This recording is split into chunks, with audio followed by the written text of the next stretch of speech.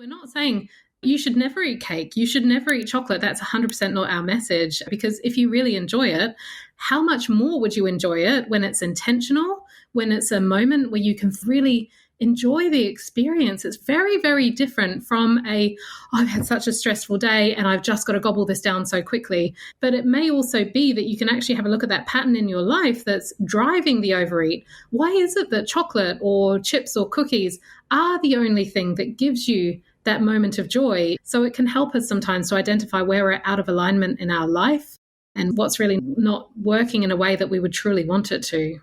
Do you struggle to eat healthily? Do you make resolution after resolution about healthy eating only to fail miserably at the first hurdle?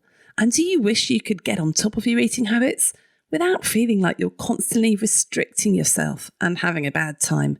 Because after a long day at work, finding a huge slice of cake in the coffee room can feel like heaven. And if you're anything like me, you'll have wolfed it down in about 30 seconds flat. So diets, eating, hormones, sugar, we know that these things have a massive effect on our mood and performance. But so many of us, whilst we know the science and what we need to do, struggle with how to do it. And when we're stressed, the quick sugar fix is almost irresistible and helpful at the time, but within a few hours we often regret it. Now, most professionals know what to do when it comes to eating well, but we just don't do it. Lack of time to plan, headspace, and the sheer stress of the job can make this really difficult. I also think that sometimes we've just not grasped the huge effect that food really does have on our overall health, mood, and performance. So I wanted to talk about this on the podcast as it's something that I really struggle with, and I know many other people do.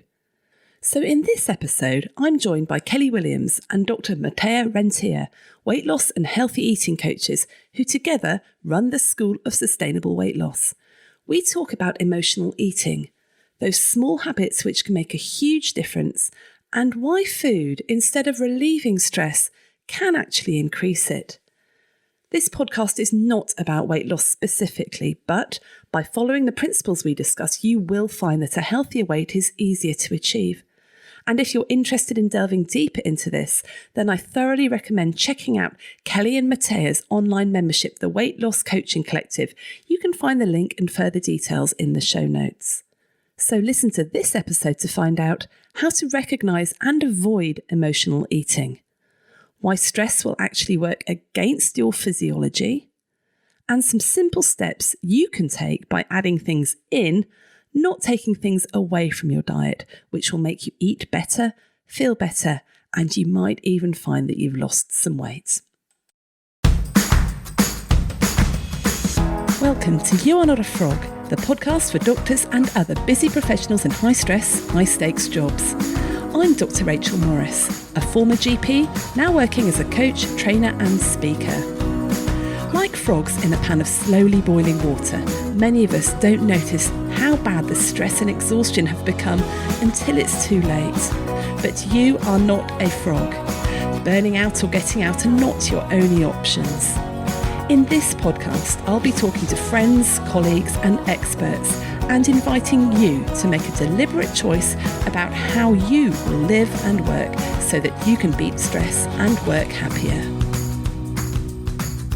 Have you been affected by a colleague dying by suicide? Sadly, we know of a number of doctors who've died in this way in recent months. And suicide has a huge impact on all of us, as medical professionals and also as people.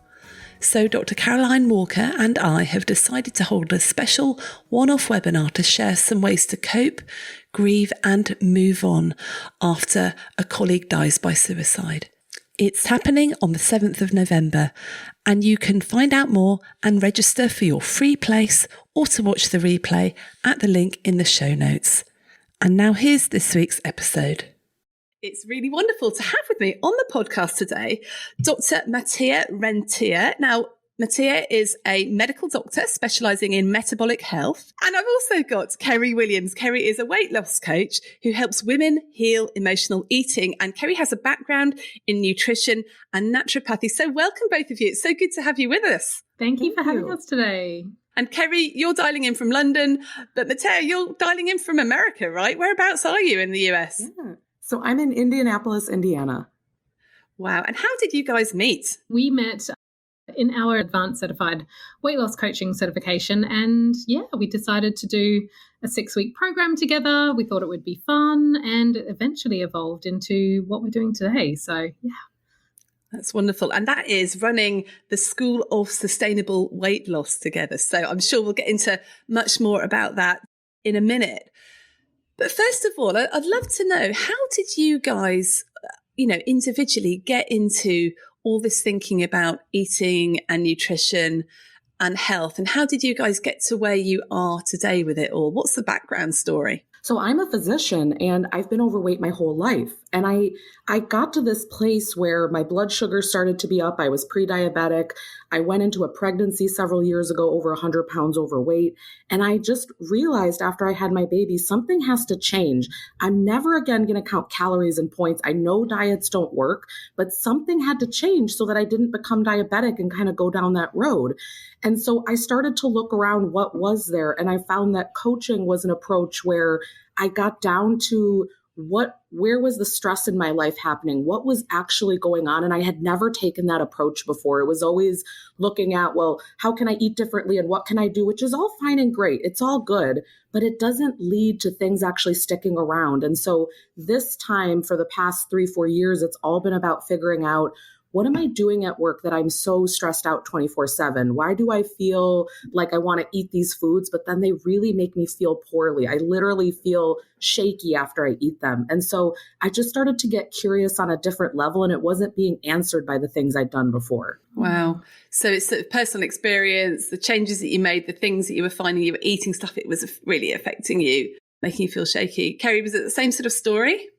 Kind of similar, actually. And mine is kind of intertwined with my personal and professional story, I think, which, well, I guess that's for most of us, isn't it? But I have been overweight most of my life, but I've got a real pattern, or I did have before, of yo-yo dieting. So I'd go up and down, up and down. And when I was in my 20s, I decided to study naturopathy, and we did a lot of nutrition in that. And I think on reflection, that was a bit of a well-being diet, a wellness diet. We had a lot of training. It was great, don't get me wrong, about health and, what food can do for your body, and food as medicine, which is wonderful. But even with that understanding, I still would go up and down in my weight, which was really, really interesting. And I also saw that with my clients. I had a specialization around female hormonal health. So I'd get women coming in who are experiencing mood swings, who are experiencing painful periods. Quite often with that hormonal picture, there was also the weight as well. And so I tended to attract women who wanted to lose weight. And you'd give them a plan. You'd say, don't eat the gluten, don't eat this, don't eat that. And no one would stick to it. But I didn't even stick to it myself. So the missing piece for me was understanding the mindset piece around food. And when I eventually found coaching like Matthea, it was the missing piece. I knew what I should be doing, and this helped me to consistently put it into practice and deal with my emotions so I didn't have that drive. So that's why I transitioned, because I felt like I really had a passion to help women around the bigger picture rather than the symptoms they were experiencing. Let's actually step back a bit and look at the emotional side of things, so you don't even need to get there, So yeah, that's how I got to this. Wow, really interesting. And the reason we've got you guys on the podcast is because whenever we do our wellbeing training, everyone I talk to, particularly healthcare professionals in the high stress jobs, it's always, I need to eat better. I need to eat well for my own well-being. And there are lots of us that want to lose weight, but there is this thing about actually just feeling better. It's not about being thin a lot of the time. It's just about wanting to manage our moods, manage, all these fluctuations, manage our energy levels. And I must say, and this is quite embarrassing to admit, it has taken me a long time to realize that what I eat does actually affect my energy and my mood. And I actually only really have come to that conclusion in the last few weeks, because September for us is a really bad month. We have 3 birthdays. So I spent September eating up the various birthday cakes that sat in our kitchen. And I've noticed I feel really awful after eating a huge slice of cake, but I really, really love cake.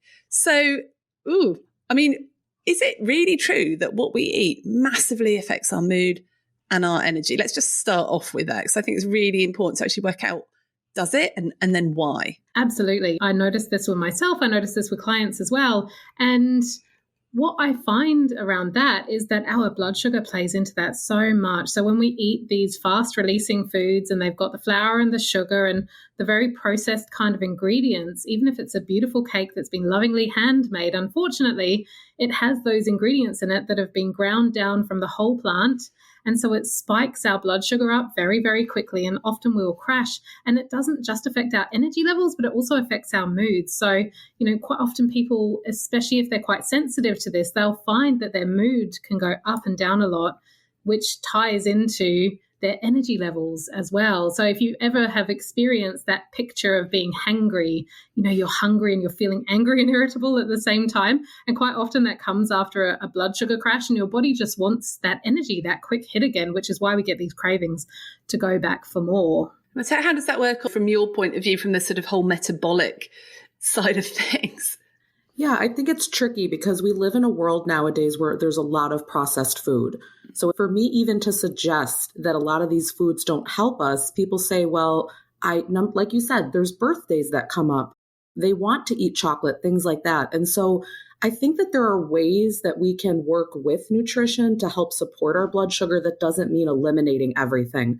So for example, we use a technique that's called add a friend. So if you're going to have these things, let's have that dessert after a meal so that your blood sugar doesn't spike as much. Let's add some protein or fiber beforehand.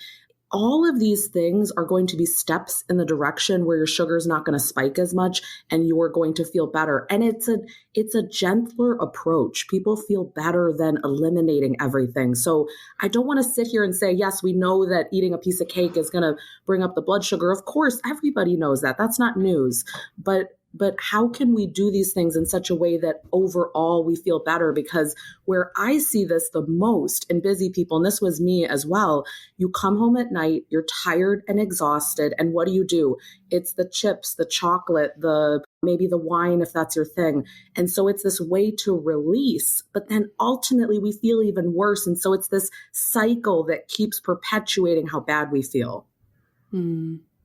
So towards the end of this, I'm definitely going to ask you for your hints and tips and what we can do about this. But what do you see that people in high stress jobs particularly struggle with when it comes to eating, when it comes to food, when it comes to sort of maintaining that healthy eating, that healthy lifestyle, that healthy weight?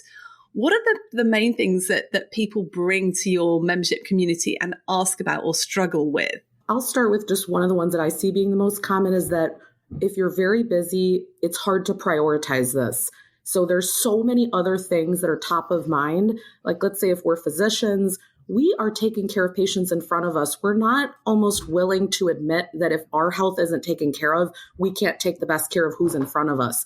And so just not putting it high enough on the board, and also thinking this fallacy that it's going to take a lot of work to change it.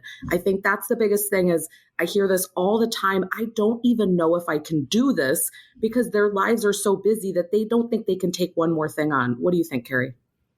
Yeah, absolutely. Those two. And also I would add what we tend to see as well is that very, very busy professionals, they just don't get that break in the day. So what often happens is this stress relieving kind of overeat that often happens maybe in the afternoon, maybe in the evening, as Matthea said. And so when we're maybe seeing patients back to back, or maybe you've got clients back to back and you're not taking that break for yourself, it's almost like you're keeping all of that pressure inside. It's like a pressure cooker, and you're keeping that lid on until later when you're tired, you're feeling maybe frustrated, irritable, you just need a break.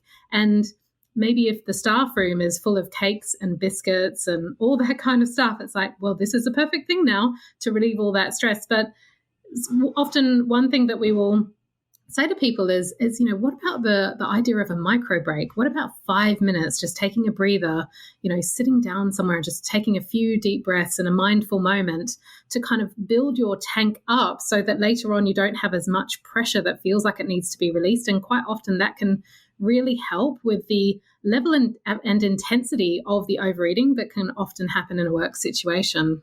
That's interesting, because I thought you were going to say in that micro break, go and get a handful of nuts or an apple or something so you're sort of constant eating. But actually, no, you didn't. You said you sit down and you take a breather. So it's not that we're just changing the different sorts of food that we're eating. It's actually we're changing what we're doing, right? Yeah, absolutely. Because one thing that we distinguish quite often within our membership is understanding what type of hunger you've got going on and that you're experiencing in that moment. So if you're physically hungry, for sure, that physical hunger, the growling stomach, the, feeling a little bit depleted and like you're thinking about food and lunch, that type of hunger, that is the hunger to feed. But when it's emotional hunger, and quite often we can distinguish that by having an intense craving for only one thing or two things. They're the high fats, the high sugar, the quick release energy types of foods. They're the things that you're craving in those moments of emotional hunger. And so if you are experiencing emotional hunger, it's often good to actually not feed that hunger with food because there's an emotion going on at that time. And maybe your body's really crying out for a moment of mindfulness. Maybe it's crying out for, just taking a break, having a conversation with someone that's frustrated you or letting your stress out in another way, going and talking to someone. There's so many things that you can do with these emotions. Yeah. We often talk about something called a compassion pause, and this can be done at any time, anywhere. So let's say I'll take an example. Like, let's say you're feeling really frustrated. So the compassion pause is you literally pause. You just stop in space for a second and you ask yourself, what do I really need right now? And it could be that you think you need to go home and lay in bed, and maybe you can't give yourself that at this moment. You're in the middle of seeing patients. That's fine. But at least you name what you need so you start to get aware of what that is. Because a lot of the times we've just gotten used to food filling that place. That, okay, this is when I have a bar of chocolate. And that's okay. It's a habit. It's just a habit that developed over time. But the compassion pause is, what do I really need? You pause. If you can build up over time. We say if you can start with 5 minutes, amazing. If you can do 2 seconds, start there. And then the important part is you have the permission slip. If you still want to go eat, you're not hungry, it doesn't matter. But you start to get aware of, I'm using food in a way that's not actually fueling me. It's not actually helping me. Here's what's really going on. When I'm ready, I'll address that. But at least I start to get curious. That awareness, it's a really big first step that needs to happen usually. That's really interesting. So I'm just thinking, a lot of times when I'm just really tired or I've had stuff back to back to back, I think, I'll go into the kitchen and I'll think, I'm really hungry. And I'll look at my fruit bowl and go, but I don't want an apple. I really want a piece of chocolate. So that's actually not real hunger, is it? Because there are times when I'm really hungry and I'll see an apple and go, I'll just eat that apple because I'm so hungry.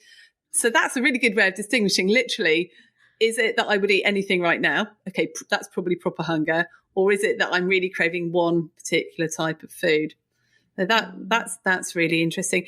Is there any other ways to know when you are eating to replace difficult emotions? That's a really good question. So eating to replace difficult emotions, I think one of the things is the unconscious eating that can happen sometimes. Those moments when you're eating and you don't know why. Those moments when you stop eating and you think, why did I just do that? And in the most extreme form, that can be a binge eat. In the most extreme form, that might even mean that you do a lot of binge eating, that you might have some kind of binge eating disorder, which is something we don't really address. But, so in those moments, I think, yes, absolutely. If there's any unconscious eating going on, sometimes people call that storm eating, where it's like it's just so compulsive and out of control. And quite often, that's not really genuine hunger that might be happening at that point. There's definitely something where you're feeding something else that's going on inside. What do you think, Matthea? We talk about these 4 phases of healing emotional overeating. And part of it is phase 1 is I always notice it after. So this is where most people start. They've always eaten all the things and they feel so disappointed. But that's actually the first stage, is to notice, wow, this is happening. Stage 2, it's during, but you still can't stop it. And then stage 3 is I notice before that I'm not hungry, but I still go do it. And notice we're at 3 out of 4, right? And then stage 4 is, I'm actually not hungry. I notice what's going on. I have the skills, the tools, I process the urge. But what's interesting is a lot of when people are working on this, just in general, working on nutrition, wellness, whatever it is, 3 out of 4 of the stages is gaining awareness and then having massive compassion that there's nothing wrong with me that this is happening. Some habits got formed away. This was actually probably a way that I really knew how to take care of myself, because I think we villainize it. But guess what? That chocolate really got you through some hard times. And I don't think we acknowledge that enough. And so it's much more complex than just we get rid of the chocolate. Like, we need to actually understand what's going on. Yeah, I think that's a really great point, because what we see with people in our membership is that, and we did this ourselves as well, because it's a very human response. So we know that we shouldn't be doing this. And then what we tend to do in these moments is we judge ourselves, we beat ourselves up, our inner critic goes mad and, speaks its mind very loud, And so what we want to do in these moments is actually switch from that and recognize, okay, I understand what's going on. Yes, I might have done it, but I know that things are changing. I know that I've got a different perspective. So it is actually a very different thing that's happening, because it's no longer unconscious, but it is a very uncomfortable process of that time of change where you know that what you're doing, you have full awareness, and you need the trust and the faith at that moment that you are moving to a better place with it. It doesn't just happen overnight. And I think it's really important to acknowledge that, because we don't want to get stuck in this place of I should be doing better and all the shouldings that can come with that, because it can really put people into a shame cycle and take them out of the process completely. So it's a really important one. I think that's really, really helpful, because while you were talking about that sort of emotional eating when you're not really hungry, but, you may be stressed or whatever, it did just make me think, and this is my probably chimp brain going, but that's not fair, because actually some days when things are really, really difficult at work, you think actually the only nice thing here is that bit of cake I get in the staff room, or the only nice thing is on the way home, I know I've got a bar of chocolate in the car. And so sometimes if you say, right, well, I'm not going to do that, I'm going to change to have apple and a piece of cheese or something like that. Like, I'm taking away that one nice thing I've got in my day. Like, is there nothing good left to me? Is there nothing? But maybe now I'm recognizing me saying that chocolate and sweet stuff is a reward, and it's a nice thing, and it's a special thing, and I can't have it normally. I can only have it when I've been a particularly good girl. And I presume that's one of the mindsets you try and identify and change for people, right? It's these thought errors, right? That this is the only thing that's a treat, or like you said, that you can't have it whenever you want to have it. Like what is the reason why you can only have cake on a birthday? I don't know. So you can plan all these things whenever you want. You can do whatever you want. And I think a lot of it's identifying, if I'm tired and I think that that's the only thing that's going to make this better, is that true? And so I always just say, is it true? Is it loving? Is it kind? It's usually not, but we've not spent time thinking about it. And so that's, again, it's just, there's so much work that's involved in uncoupling that this is the only thing that makes it better. It's not true. It would likely be better if I took some breaks during the day, if I did some really nice things tonight to relax. There's so many other ways, but we have to build out that amazing story so that it feels true to us. Absolutely. I think the real problem here is that when these eats or overeats happen, it's unconscious, and it's maybe a coping mechanism. And one of the guests on our podcast actually had a great phrase. It was something along the lines of, I got to the stage where I never want to hire food out to help me deal with my emotions anymore. I'm not giving that job to food anymore. And I loved that, because we're not saying you should never eat cake. You should never eat chocolate. That's 100% not our message, because if you really enjoy it, how much more would you enjoy it when it's intentional, when it's a moment where you can thoroughly enjoy that beautiful flavor and really enjoy the experience? It's very, very different from I've had such a stressful day and I've just got to gobble this down so quickly. That kind of thing of, just a moment of, releasing that stress. It's very, very different. So you can choose to do that intentionally, but it may also be that you can actually have a look at that pattern in your life that's driving the overeat. Why is it that chocolate or chips or cookies are the only thing that gives you that moment of joy? Is there something in your day that you can look to adapt or change, or your mindset? So it can help us sometimes to identify where we're out of alignment in our life and what's really not working in a way that we would truly want it to. It's interesting though, because that sweet stuff, those biscuits, those chips, whatever, they do give us that quick fix, that quick hit of dopamine. And I know you suggested maybe taking that slight sort of mindful pause break. What other things do you suggest that people do that will give the sort of equivalent hit of dopamine when they are really, really stressed, when they do need to just try and ride out those urges? I want to start with this. If you're someone that has really been doing a lot of emotional eating, meaning you're not hungry, but you're using food at those times, we don't recommend in the beginning you just yank everything. So I would say just upgrading a little bit what you're doing. So if you're having chocolate, could you go to dark chocolate? Or if you're still going to have that milk chocolate, could you add some nuts to it? Could you add maybe a little piece of cheese? Could you do anything to balance it out a little bit more? So first of all, meet yourself where you're at and support the physiology first. We do not come at this from a standpoint of, now we're going to go make 50 other changes and you're so overwhelmed. So we support the blood sugar and physiology.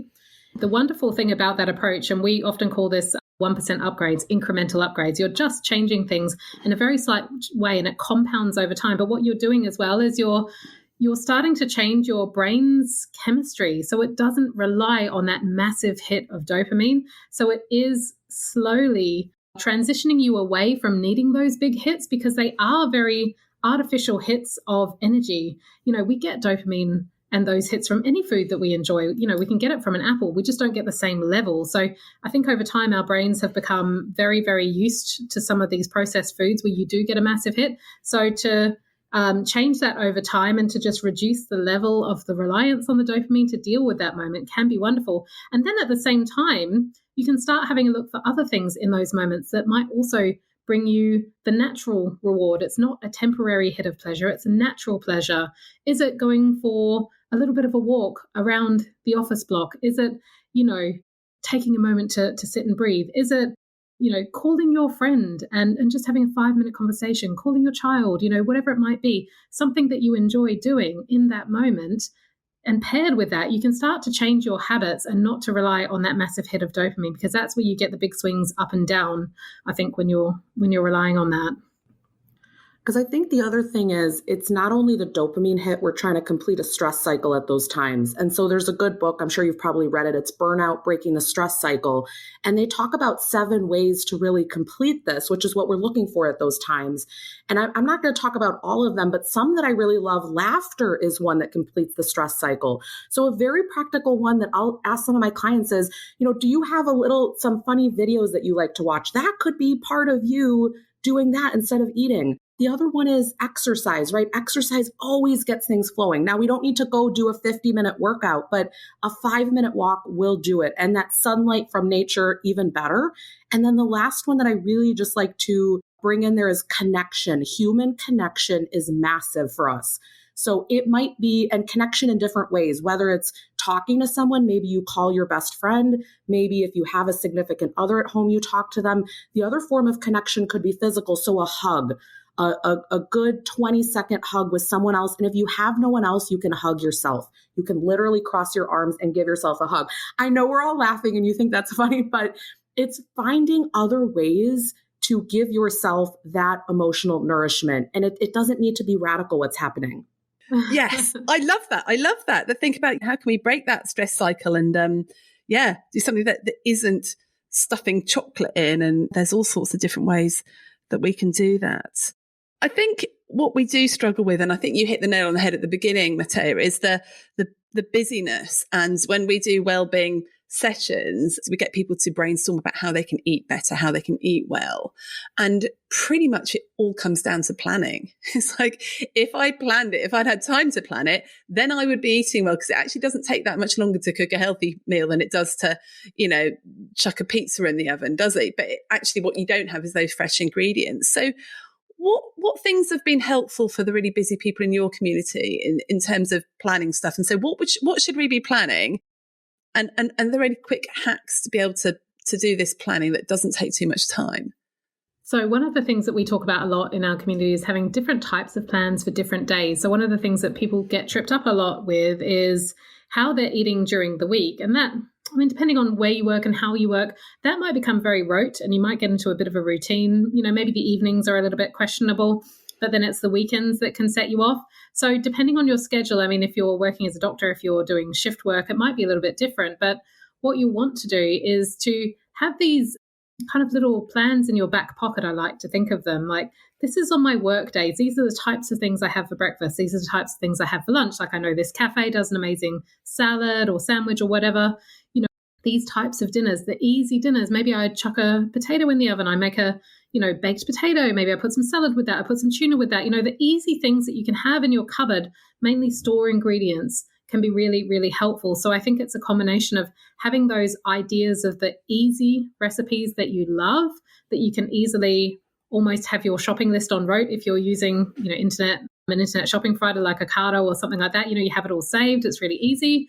And then also thinking about, well, on my average weekday, this is probably how I'm going to eat. On my average weekend, depending on what you're doing, but maybe those days when you're at home and things, you'll have a kind of idea of what works for you and you get into a bit of a routine around it. We also talk about, the days when you're not feeling so well. Maybe you're premenstrual, maybe you're on your period, you've got low energy, you've got more cravings. These types of days, we need a slightly different plan as well. So if you can just think about that in advance and then not put too much pressure on yourself to get it right and get it perfect and just practice that over time, that can be really helpful. Yeah, I always say unfollowed plans are gold because it shows you where the problems are and it shows you what to do. And so the goal here is not we make a plan and it's perfect and we're always perfect. It's we make a plan what we think would support us best during the day. And then it doesn't work. And then we get to ask why. And you're going to learn so much more from that than if you've never made a plan and never tried something. The only other things I want to add here is that, especially if you're very busy, there's no shame in looking at some prepared options. So this could be whether you get a steamer bag of veggies that you put in the microwave. Okay, that's amazing because you can make it real quick when you get home. Sometimes they have already made prepared meals. There's no shame in any of that. So what I really want to encourage is lots of backup plans all the time, everywhere. So you should have some backup dinners in the freezer that you can just pop in the oven. The other big thing for me at work, if I forgot my lunch, I knew what I was going to order, how I was going to get it. If that didn't work, I had always some cottage cheese, some cut up apples in the fridge, some dark chocolate. I knew no matter what happens, I don't care what the day looks like, I will always have a plan. Now that takes time to build. So I don't want everyone that's listening, and if you're going to work on this, don't think that in a week or two you're going to have it figured out. But you 100% can get to a place where no matter what's happening, you feel like I've got this covered, I'm okay. Mm. There is just something about having that stuff ready cut up in the fridge, isn't there? I currently have a Tupperware pot of cut up carrot in the fridge, and it does make a big difference. I'm really starving just before dinner. It's like, okay, I'll grab that carrot, and if I'm still hungry, I'll maybe have those crisps. But actually, that really helps. It's sort of, you're preparing for when your willpower's really low, right? As humans, we always go for the easiest option, period. So to think that in some moments you're going to be elevated when you're hungry and tired, that's just insanity. So we always need to make it easy for ourselves all the time. Yeah, I completely agree. I think we have this idealistic picture in our mind of how it should be. Like, I should always be eating like this. I should always have something prepared. And that idea in itself can cause so much pain and struggle. And one of the other things that, as you were talking, Matthea, that popped into my mind was when I was coaching someone who was going through an extremely busy time at work. I mean, she found that it was very, very difficult to even get the shop in because she was on call and sometimes she was being called out in the middle of the night. And so what we got to with her was, do you know what? If you need to get a takeaway, why don't you have a look at those menus around you? Have a look on your Deliveroo app. Choose those meals that you really like, that maybe it's a salad, maybe it's one of the kind of poke bowls or one of those kind of things that are, the healthier option, so that when you come home and you're hungry and tired, you're not getting on there going, right, I'm getting my pizza in and a bottle of wine. Actually, you already know in your mind what you're going to go for on that takeaway menu. So even that as a backup plan can be another, good way to go, and just accept the fact that in these moments, if you're in a busy period at work, if you're in a busy role right now, it's okay. Just do what you can to support yourself. Mm. I love the fact that we're getting away from that I've got to do this, I've got to do that, or I should, or I ought to. It's actually just make the choice beforehand of something that will be better than some of the other stuff, right?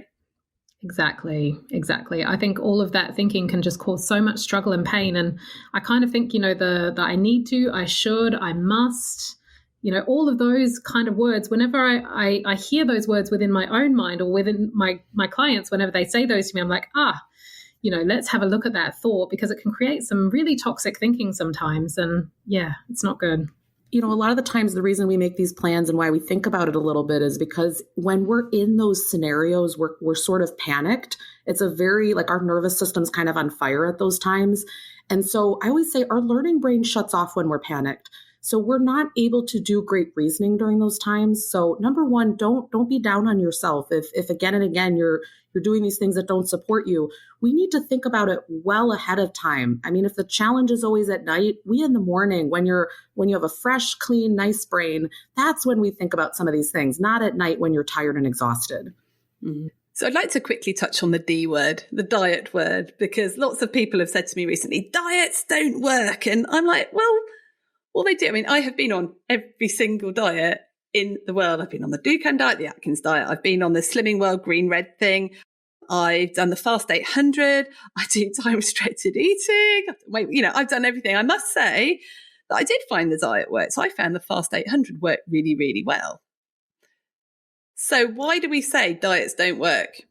So my perspective on it is that, diets, if you choose to stay on them long term, if this is a lifestyle change that you're adopting and I love this way of eating, you love this way of living your life, and you can see yourself living this way for the long term, go for it. Diets do work when they are thought of like that. But what we tend to see is that diets are often adopted with a short-term goal in mind, and then we get frustrated with ourselves because we don't stay on them. But actually, they were possibly never in alignment with how we truly want to live our lives. So with the most restrictive diets that I've ever been on, and I see this with our clients as well all the time, it changes our social habits. We start feeling guilty when we get an invitation to go out to a restaurant and it's like, oh, it's an Italian restaurant, it's all carbs or something like that. I can't eat anything. And then we feel terrible because we want to be interacting with our friends. We want to go out and socialize. And then we've got a level of guilt around the food that we're eating at that point in time. So I think that's the limitation around diet. So if you are eating in a way that nourishes your body, that feels good, that you're able to socialize, you're able to partake in these very human events, birthdays, weddings, celebrations, it's all food-based. That is wonderful. And I think that's where we get to in our program. We often talk about the forever plan because we're trying to find a way of living your life so that you can eat some of the foods that you enjoy, and it might just be a temporary pleasure kind of food, but also most of the time you're eating those foods that really work for your body and it's sustaining your health and you're feeling good.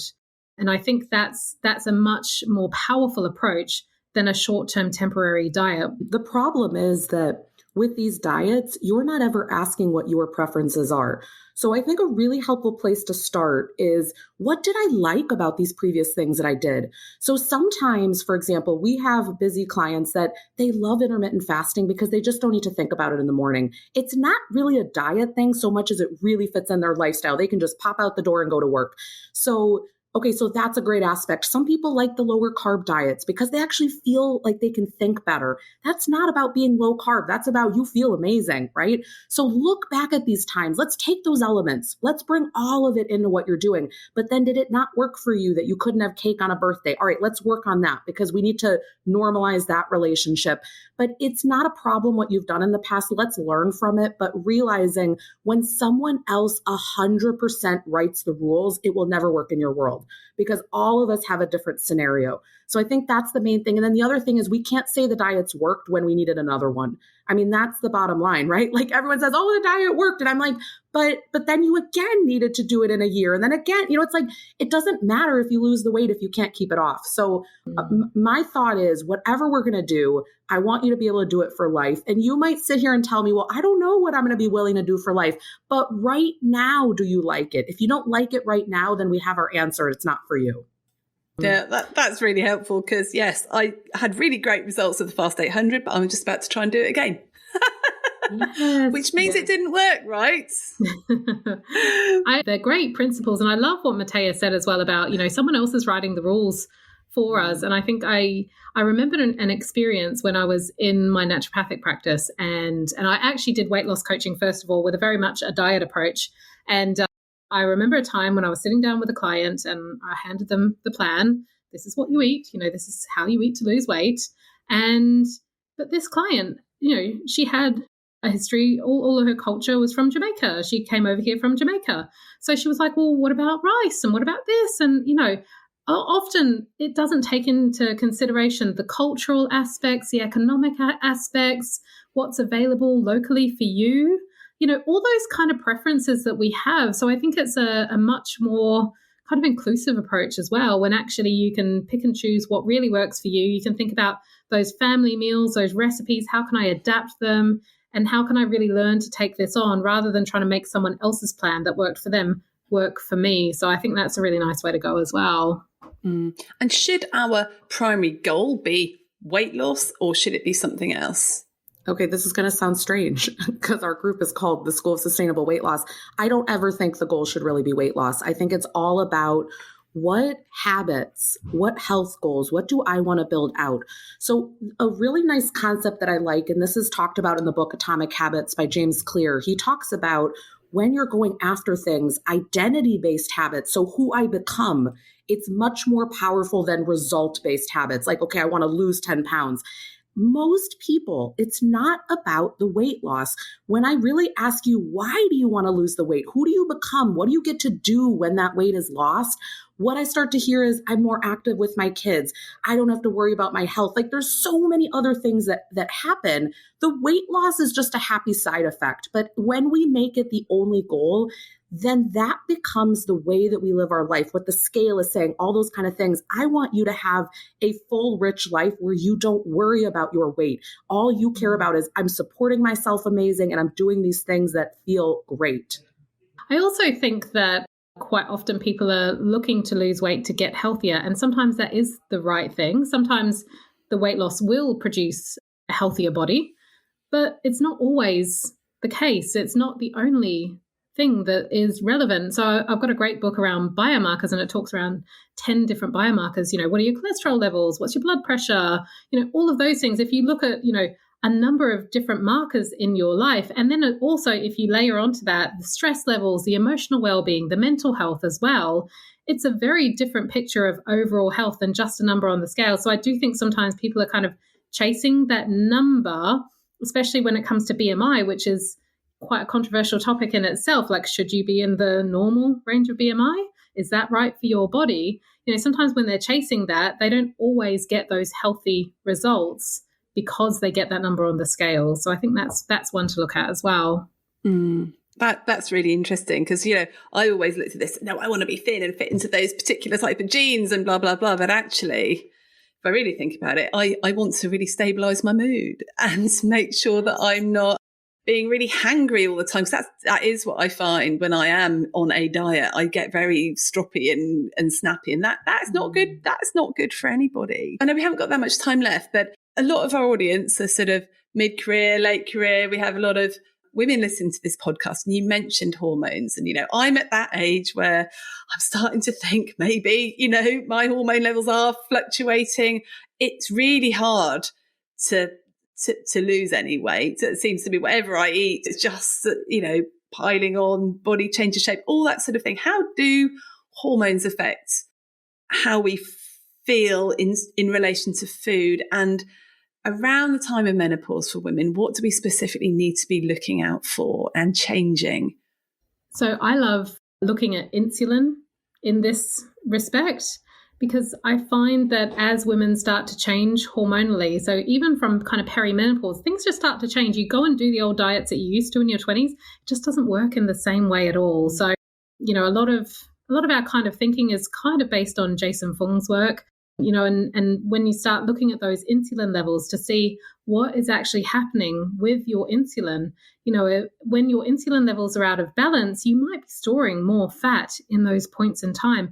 And then if you layer on having a look at ghrelin and leptin, ghrelin, where it's the hunger hormone, it's, determining your hunger levels, and then leptin as well. Those three hormones, if you have a look at balancing those hunger hormones with the food you're eating, and primarily that's about balancing out the sugar and the flour, that approach really tends to work for women at this time. So what I notice is that when we get a little bit more of a handle on the sugar and the flour, it reduces our hunger levels, it reduces our over-desire levels, and then the weight starts to drop off because our insulin levels go down as well. So we're no longer storing the fat. We're actually able to take the fat out of the stores and use it in those moments in time. So it just tends to work a little bit better.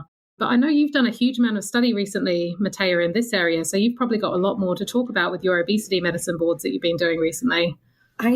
I agree with everything that Keri said. And the other thing that I think is really needs a handle on, and it always does, but even more so in this period, it's stress management. So those cortisol levels, that stress that you're experiencing, we've got to get a handle on that, because maybe in the past you could compensate for it, but now that starts to show up with weight on your body and you feeling poorly, all of those kinds of things. So it becomes, all of this goes together. And again, we take the approach of really focusing on nutrition to get you there. But a lot of this is about, we can't afford anymore to not take care of you. It's just not an option anymore.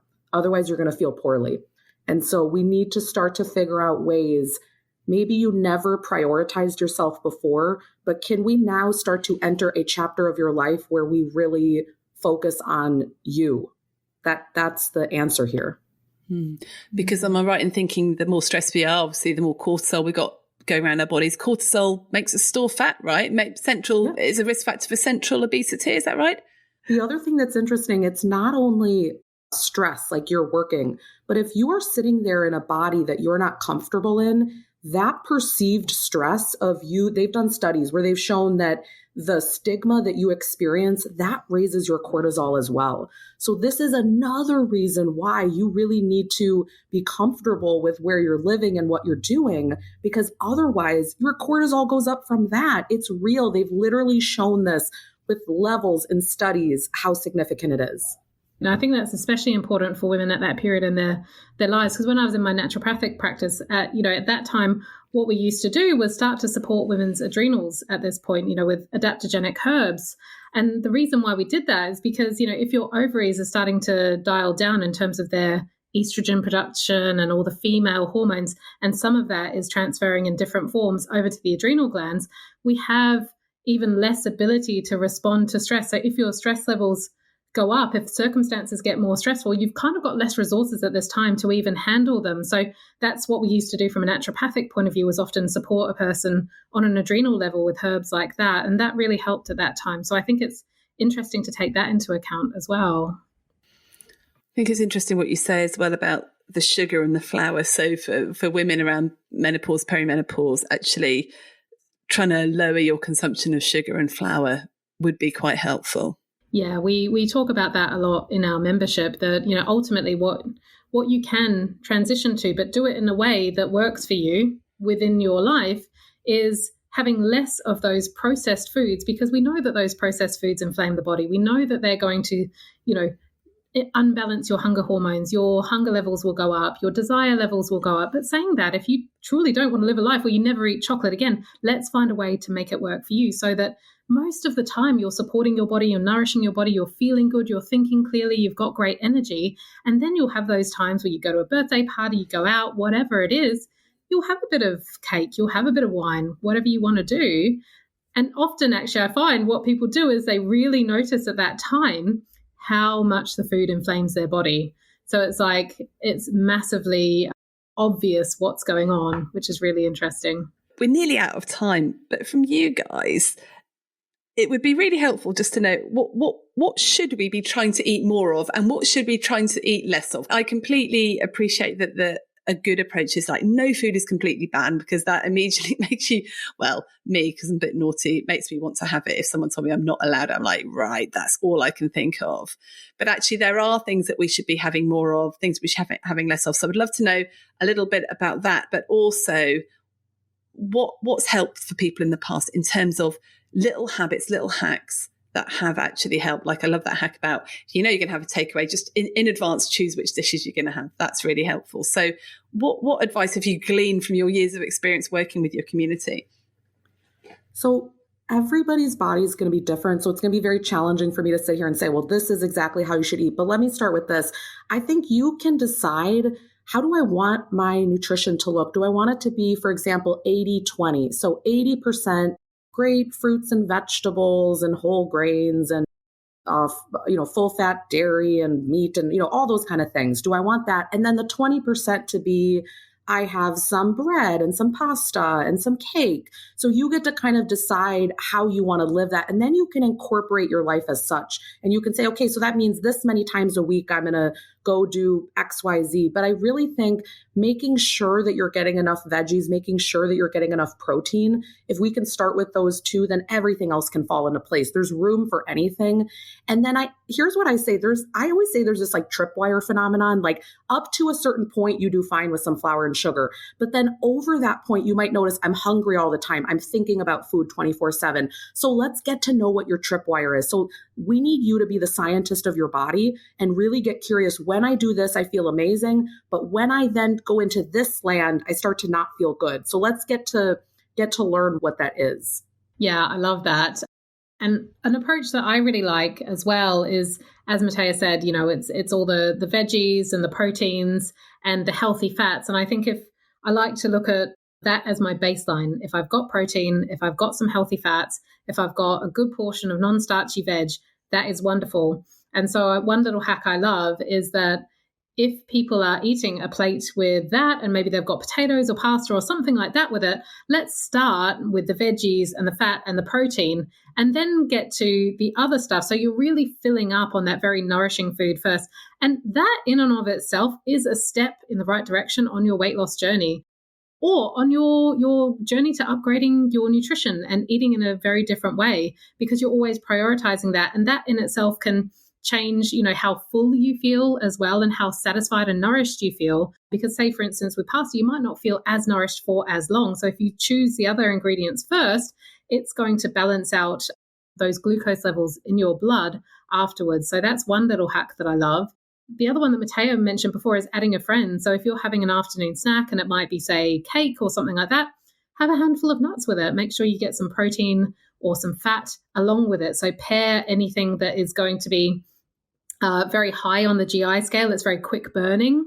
Pair that with something that's a little bit slower. Slow it down so it doesn't convert so quickly into a lot of energy really, really quickly, and then you're going to have that crash. So that will sustain you for a little bit longer. But even better than that, if you can wait until after dinner, save that little piece of cake, save that chocolate, save that biscuit until after dinner, it's even better. So perhaps have a savory snack instead and then have that afterwards. So those little snacks, I mean, one client of mine, she just started with that. She started adding a friend and she started saving what she could, the sweets wise, until after her meal. And she lost 3 pounds just doing that when we got started. So those are really powerful hacks. I know not everyone's losing weight on your podcast, but yeah. You know what? I think most of us do. By the time you get to my age, it's just so much harder, isn't it? And then of course, we haven't even mentioned exercising and activity and all that sort of stuff, which again boosts your mood, makes you feel better, makes you less hungry, doesn't it? Mostly. A lot of people. Yeah, a little bit of exercise. This is interesting. So ghrelin is the hunger hormone that says you're hungry, start eating. And a little bit of exercise actually suppresses ghrelin. So I'm not talking about you doing a whole weight lifting session, things like that, but just a little bit. So it's interesting. This is another thing we actually recommend is if you notice that, I'm hungry before dinner, but there's a little bit of time before we're going to eat, sometimes a little quick walk then is actually very helpful. I'd just love to finish with what you've already mentioned, atomic habits. What small habits, and you've mentioned a few eating habits, but are there any other habits that have been really helpful for people to change what they're doing in relation to, it could be emotional eating or reducing stress or anything like that you've noticed through your membership or that you recommend to people? This is going to sound really silly, but getting enough water in. So it sounds so... It's like, okay, we've all heard this before, but what water does is that, number one, we feel less like a wilted plant, but number two, you start to show yourself you matter. And it's, I'm being intentional about it. I'm getting this in. It's literally the lowest hanging fruit that you could start today. And a lot of people feel better on it. Sometimes their hunger is even down a little bit because they're just regulating things a little bit better. So just start with some water. That is a really, really good tip. And I would say even when I don't drink enough water, it's generally because I'm out and about and I don't have a water bottle with me. So sometimes it's buying the water. Oh yeah, Matthea's showing me her water bottle. I've just picked up my glass of water that's here. Buying a really nice water bottle, right? That's what we all like buying things, right? So That's a really great tip. Thank you. Anything else? That is a good one. So we talk about the basics and the fundamentals before we get onto the mindset stuff. And the other one is really having a look at your sleep as well. So if you're feeling overtired, if you're waking in the night, if the quality of sleep is not that good, if the length of sleep is not, what it could be, you're going to find you're hungrier. You have less resilience when it comes to stressful situations, and then the cravings and the urges to eat that come up.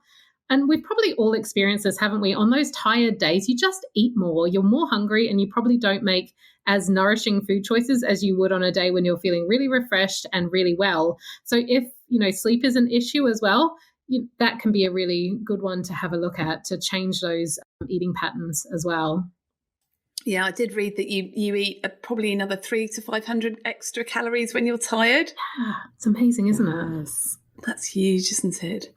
Oh, so guys, we are out of time, unfortunately. And in a minute, I'd love to hear about the work that you're doing and how people can join you. But if you were just to summarise everything in your 3 top tips each, what would they be?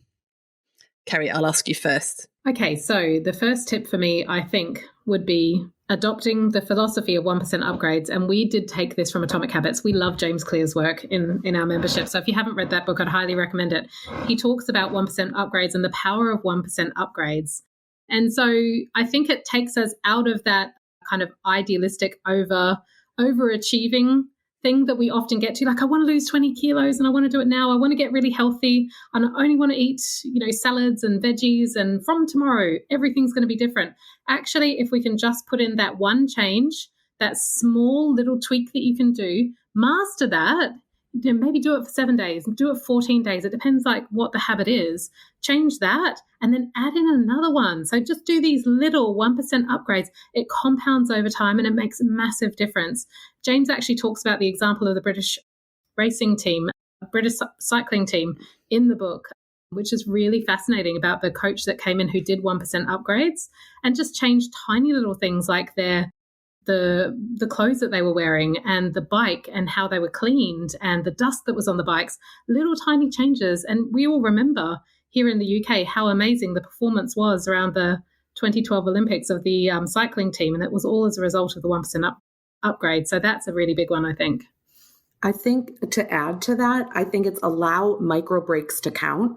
So do not go out there thinking you're going to radically change your whole life. That always ends in disaster. So start like Keri was saying with the little breaks, little micro breaks, 1% upgrades. And then I think if you're starting to work on improving your nutrition, just to add a friend. So I always say add, don't subtract when you start. It sounds very counterintuitive.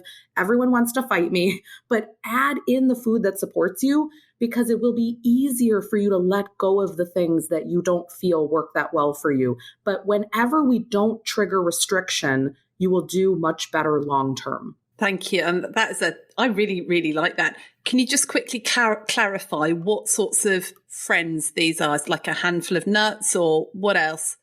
Yeah. So I'll give you an example, and I call it chips here. I don't know if you guys call it crisps. I know we have different names, but crisps. Exactly. Okay. So I really like eating them, but I know that it does nothing for me. My hunger doesn't go down. I have more urges and cravings. So to me, I'm a vegetarian. I love to put a little cottage cheese with it. So I might eat it first and then have the crisps.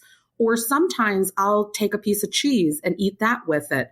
But the point is, I don't anymore just do pretzels, because I know it doesn't matter how good it tastes. I'm not going to feel good afterward. So I've really learned over time, I need to add something to it if I'm going to have it. It just works out better that way. Okay, that's helpful. So things like cottage cheese, a bit of cheese, some nuts, I guess hummus would count there. Yes. So we're talking about anything high protein and possibly that's good fats count, right? Yeah, good fats. Because good fats provide the satiety factor. So everyone's always thinking about pushing protein all day long, which is amazing, by the way. Protein's great. But if you don't have enough good fats in there, then you're left in this scrounging energy where you want to go find all the foods. Okay, brilliant. So 1% upgrade, allow micro breaks to count and start with little breaks and actually work out what you're going to do on those little breaks. And I love that idea you talked about earlier about this breaking that stress cycle. So we're going to go and find lots more hugs and things like that. Good hugs, not naughty hugs. And we're going to Add a friend too. If you want to have those crisps, great, but maybe add in some cottage cheese or some hummus with that. Or if you have a little bar of chocolate, add a handful of nuts or something like that. And I think that's going to be really, really doable. So guys, if people are interested in finding out more about you and your work or joining your membership, what do they do?